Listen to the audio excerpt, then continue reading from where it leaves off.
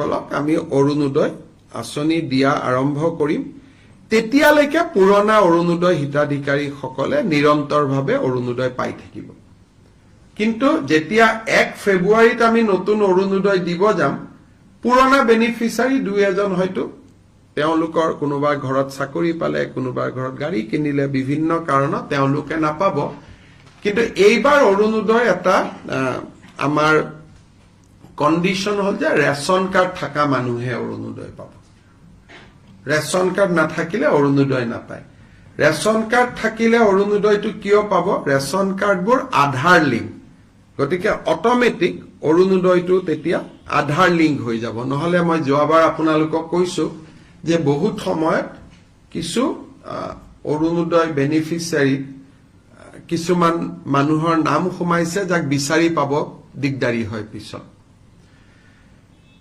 কেবিনেটত বহুত দিনৰ পৰা আপোনালোকে জানে মই আচৰিত হৈ আছিলো মাজে মাজে চিন্তিত হৈ আছিলো আমাৰ লুৰিণজ্যোতি গগৈ আৰু জগদীশ ভূঞাই মাজে মাজে পেপাৰ আৰু টিভিত কৈ থাকে যে আমি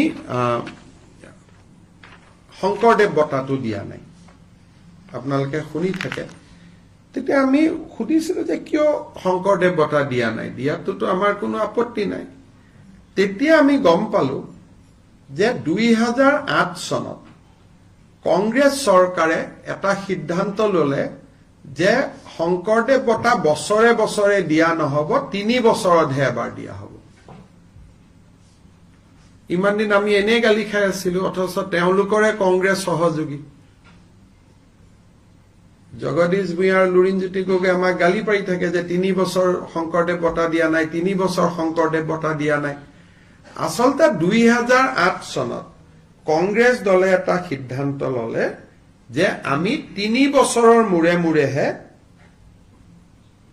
শংকৰদেৱ বঁটা আমি দিব পাৰিম সেইকাৰণে 2011ত কনকসেন ডেকাক দিছিলে 2008ত শৰ্মিলা টেগুৰক দিছিলে 9-10 দিয়া নাছিলে আকৌ 2014ত ML ভাৰাদে পাণ্ডেক দিলে 12-13 দিয়া নাছিলে সৰ্বানন্দ সোণোৱালৰ চৰকাৰেও তেনেকে 17 আৰু 20ত দিলে বশিষ্ঠদেৱ শৰ্মা আৰু ভৱপ্ৰসাদ চলিহা এতিয়া 3 বছৰ হৈ গল 2023 গতিকে 2023 চনৰ শংকৰদেৱ বঁটাৰ বাবে আমি বিশিষ্ট নৃত্যবিদ সোণাল মানসিংক আজি এক্সপাৰ্ট কমিটিৰ অপিনিয়ন মতে আমি নিৰ্বাচিত কৰিছো গতিকে ইমান দিন আমি এনে গালি খাই আছিলো আজিহে এইটো 86ত আৰম্ভ কৰোতে এজিপি দিনত এইটো বছৰে বছৰে আছিলে বাৰ্ষিক বঁটা আছিলে 1986ত আৰম্ভ কৰিছিলে প্ৰথম বঁটা কীৰ্তিনাথ হাজৰিকাই পাইছিলে 87ত ভূপেন হাজৰিকাই পাইছিলে 88ত সত্যজিৎ ৰয়ে পাইছিলে এনেকে 89ত মহেশ্বৰ নয়গে পাইছিলে কিন্তু 2008ত কংগ্ৰেছ চৰকাৰে যি কাৰণে নহক কিয় সোণাল মানসিং জানে তেওঁ পদ্মশ্ৰী হয় ৰাজ্যসভাৰ সোণাল মানসিং পদ্ম বিভূষণ হয় তেখেত সোণাল মানসিং সো 3 বছৰত দিয়াৰ সিস্টেমটো 2008ত কংগ্ৰেছ চৰকাৰৰ দিনত আৰম্ভ হৈছিল গতিকে আমাক মিছামিছি ইমান দিন আমি গালি খাই থাকিলো আজি কেবিনেটত কথাটো ওলালে গতিকে একেবাৰে সময় আপোনালোকে ক'ব পাৰে যে 23ৰটো 4 মাহ দেৰি হৈছে বুলি 24ত কিন্তু এক্স্যাক্টলি 3 বছৰৰ মূৰে মূৰে দিয়া হয় গতিকে আমি সোণাল মানসিংক দিবৰ কাৰণে আমি সিদ্ধান্ত লৈছো আৰু তেখেতে যেটো দিনতে সন্মতি দিয়ে তেনেকে আমি নৱেম্বৰ মাহত আমি এটা অনুষ্ঠান কৰি তেখেতক আমি আমি শংকৰদেৱ বঁটা দিবৰ কাৰণে সিদ্ধান্ত লৈছো আৰু মই যিসকলে শংকৰদেৱ বঁটাটো আমি দিয়া নাই বুলি আমাক সমালোচনা কৰি আছিলে তেখেতসকলৰ ওচৰত মই কৈছো যে 3 বছৰে বঁটা দিয়াৰ সিদ্ধান্তটো 2008ত কংগ্ৰেছ চৰকাৰে কৰি থৈ গৈছিলে আৰু তেনেকে এতিয়া প্ৰতি 3 বছৰৰ মূৰে মূৰে দিয়া হয় আৰু কোনো 3 বছৰতে এতিয়ালৈকে তো মিছ হোৱা নাই মই চেক কৰিলো ৰেকৰ্ড 8তো দিছিলে 11তো দিছিলে, 14তো দিছিলে, 17তো দিছিলে, 20তো দিছিলে। অৰ্থাৎ কোভিডৰ সময়তো এইটো বন্ধ হোৱা নাছিলে। শেষত এটা সৰু কথা যে আমাৰ মাধৱদেৱৰ তিথিৰ বন্ধটো 23 তাৰিখে আছিলে, কিন্তু আমাক সকলোৱে জনাইছে যে এইবাৰ 23 তাৰিখে সন্ধিয়াৰ পৰাহে তিথি লাগিব, একচুৱেল সকলোৱে উদযাপন কৰিব 24 ছেপ্টেম্বৰত। সেইকাৰণে মাধৱদেৱৰ তিথিৰ চৰকাৰী বন্ধটো আমি 23 ছেপ্টেম্বৰৰ পৰিৱৰ্তে 24 ছেপ্টেম্বৰলৈকে আমি লৈ গৈছো। আৰু কিছু সৰু সৰু সিদ্ধান্ত কেবিনেটত আছে, এইটো টুইট বা ছচিয়েল মিডিয়া যোগে আপোনালোকে জানিব পাৰিব।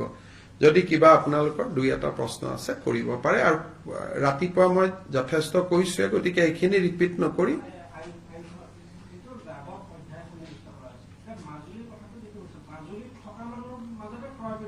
মাজুলীত থকা মানুহৰ মাজত ক্ৰয় বিক্ৰয় হ'ব, আৰু আজি থাকিলে নহ'ব, 3টা প্ৰজন্মৰ পৰা থাকিব লাগিব।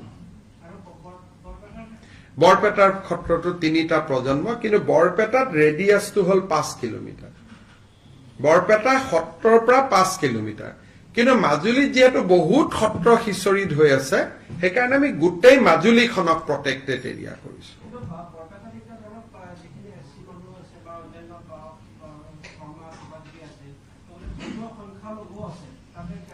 ধৰ্মীয় সংখ্যালঘুও কিনিব পাৰিব যদি 3টা প্ৰজন্মৰ আগৰ পৰা তেওঁলোক আছে।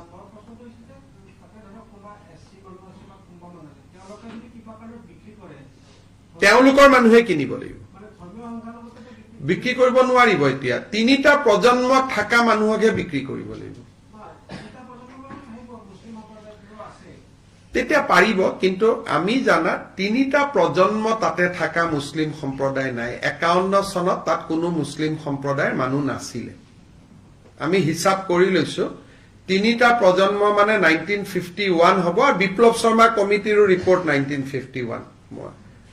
গতিকে 3টা প্ৰজন্ম মানে 75 বছৰ, 75 বছৰ মানে 1951, আৰু 1951ত তাত এজনো ধৰ্মীয় সংখ্যালঘু নাছিলে, বটদ্ৰৱাটো নাছিলে। সেইটো হ'ল ধৰক উত্তৰ গুৱাহাটীত এখন ট্ৰাইবেল ভিলেজ আছে, আৰু পীযুষ হাজৰিকাৰ গাঁওখনে ক'লো, এইটো চিডিউল কাষ্ট গাঁও, কিন্তু ট্ৰাইবেল বেল্ট এণ্ড ব্লক নহয়। এতিয়া সেইটো আমি ট্ৰাইবেল বেল্ট এণ্ড ব্লক কৰি দিম এজ পাৰ চেপ্টাৰ 10। যিটো মাইক্ৰ' ট্ৰাইবেল, আগতে চেপ্টাৰ 10ত আছিল ট্ৰাইবেল বেল্ট ব্লক, এটা ডাঙৰ এৰিয়া। তাত অলপ আমি সংশোধন আনিলো, আনি সৰু সৰু গাঁওকো আমি tribal belt and block declare কৰাৰ অধিকাৰ আনিলো। আগতে গোটেই অসমত 12টা ট্ৰাইবেল বেল্ট এণ্ড ব্লক আছিলে, মাৰ্ঘেৰিটা ট্ৰাইবেল বেল্ট, বহুত ডাঙৰ জেগা। সেইখিনি কণ্টিনিউ কৰিব, তাত আমি কোনো বাধা দিয়া নাই, এইটো যেনেকে আছে তেনেকে থাকিব। কিন্তু উত্তৰ গুৱাহাটীত ৰধলা বুলি এখন বড়ো সমাজৰ গাঁও আছে, এতিয়া তাত ইণ্ডাষ্ট্ৰিয়েলাইজেশ্যন হৈছে, ট্ৰাইবেল বেল্ট এণ্ড ব্লক নহয়। গতিকে বড়ো মানুহখিনিৰ মাটিটো লাহে লাহে যাব আৰম্ভ হৈছে। গতিকে সেই গাঁওখন এতিয়া ট্ৰাইবেল বেল্ট এণ্ড ব্লক হ'ব, সেইটো থাকিবই। সেইটো এটা বেলেগ, ক'লে উচ্ছেদলৈকে যোৱাটো এটা বেলেগ বস্তু। সেইটো এতিয়া মই কি কৰিব পাৰো কওক? হাজাৰ হাজাৰ মানুহ আছে, সেইটো এটা হাজাৰ হাজাৰ মানুহক উচ্ছেদ কৰাটো এটা আজিৰ দিনত এইটো সম্ভৱ নহয়। আমি সেইটো বিতৰ্কত আজি কিয় যাওঁ? আমি আজি সেইটো কৰাৰ, আপুনি যে মোক প্ৰশ্নটো সুধি আছে, আপোনাকে বেয়া পাব, আমাৰ গোটেই অসমীয়া মানুহবিলাকে আছে ট্ৰাইবেল বেল্ট এণ্ড ব্লকত। ওদালগুৰিত এইবিলাক সমস্যাটো আমাৰো আছেতো, ট্ৰাইবেল বেল্ট এণ্ড ব্লকক ইউজিদা নহয়, আমাৰ শৰ্মা কলিতা মানুহে আছে। এই প্ৰশ্নটো যদি মই আলোচনাও কৰো, BTCৰ ইলেকশ্যনত এটা ইছ্যু হৈ যাব। গতিকে আপুনি নিকাচিত যাওক, নিকাচি এখন ট্ৰাইবেল বেল্ট এণ্ড ব্লক, আৰু নিকাচিত মহেন্দ্ৰ মোহন চৌধুৰীয়ে গোটেই অসমীয়া মানুহবিলাকক তাতে বহাই থৈ আহিছে। গতিকে এইটো প্ৰশ্ন যদি মই এটা আলোচনা কৰো আৰু টিভিত যদি মানুহে শুনে, লগে লগে ৰাতিয়ে তাতে হুলস্থুল আৰম্ভ হৈ যাব। গতিকে অসমখন খুব সেন্সিটিভ জায়গা। গতিকে সব বস্তু টিভিতে আলোচনা কৰি দিলে মানুহৰ মাজত প্ৰতিক্ৰিয়া হৈ যায়। সেইকাৰণে আমি মাইক্ৰ' ট্ৰাইবেল বেল্ট ব্লকৰ ওপৰত মোক আজি প্ৰশ্ন সোধক, ট্ৰাইবেল বেল্ট এণ্ড ব্লকৰ ওপৰত প্ৰশ্নটো বেলেগ এদিন সুধিব। Mr. Chief Minister, as you have said, this new bill which will be brought in is the name of the bill that has The bill is the Assam Compulsory Registration of Muslim Marriage and Divorce.